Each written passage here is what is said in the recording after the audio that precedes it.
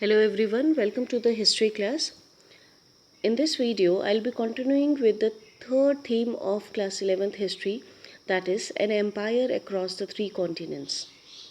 Till so far in the previous videos, I have discussed about the extent of the Roman Empire on map. Then I have discussed about the role of Senate and how the Roman civilization, the history was divided into different phases and discussed till the phase of Roman Republic. Now to continue further, in this video I'll be focusing on the time period from the Roman Republic to the Roman Empire. The credit for the foundation of the Roman Empire goes to the Julius Caesar. He was a strong and admired leader of the Roman Republic. However, he disobeyed the Senate by bringing his army across the Rubicon River to attack Pompey, his political enemy. He gained control of the Roman government and became dictator for life. A group of senators believed that Caesar was trying to end the republic, so they killed him in 44 BC. Most of his reign, Julius Caesar was engaged in different conquests. So when he returned to Rome after his successful conquests and forced the Senate to make him dictator, that is, the ruler, absolute ruler of Rome. After becoming the dictator, he introduced many reforms to Rome. For example, he reorganized the government, developed the Julian calendar, gave land to poor, he introduced public works to employ the jobless people.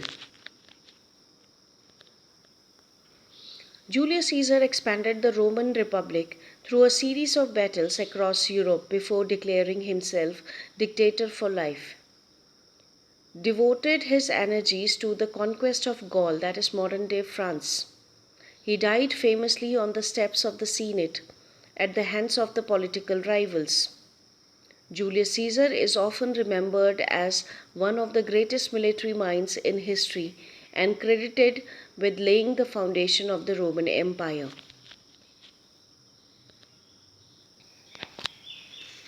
After the death of the Julius Caesar, Octavian became the first Roman emperor in 27 BC. The Senate gave him the title of Augustus, which meant exalted. Augustus began the Julian line of emperors. He began a period of peace and prosperity known as Pax Romana, which began with Augustus and continued for 200 years. Octavian was the son of Julius Caesar's niece. The first 18 years of Octavian's life were unremarkable, but a surprise in Julius Caesar's will eventually resulted in him becoming Caesar Augustus, the ruler who transformed Rome into the greatest empire of the ancient world. Octavian lived a modest life to avoid the fate of Julius Caesar. He lived in a small house and traveled without bodyguards. Unlike Julius Caesar, Octavian was respectful to the senators. Later in his career, Octavian allowed other men to serve as consuls. But the Senate knew that Octavian controlled the military, so he was the actual ruler of the Roman Empire. Augustus ruled for 41 years, a period that saw Rome developed into a military empire. So historians consider him to be the first Roman emperor. He restored peace and order to Rome after years of civil war, made sure the lands throughout the empire were well run and that taxes were fair. He built roads and bridges, government buildings, and massive public baths.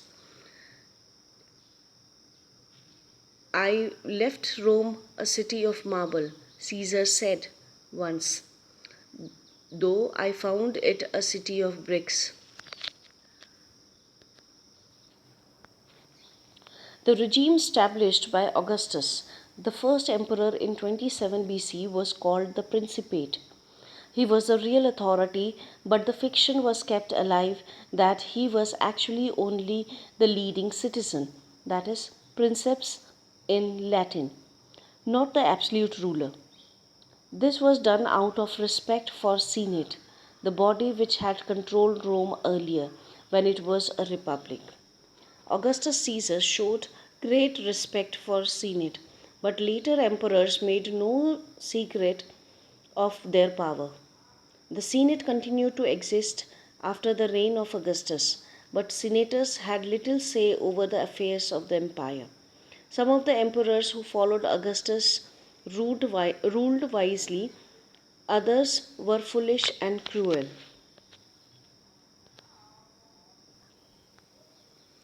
Succession to the throne was based on, as far as possible on family descent, either natural or adoptive.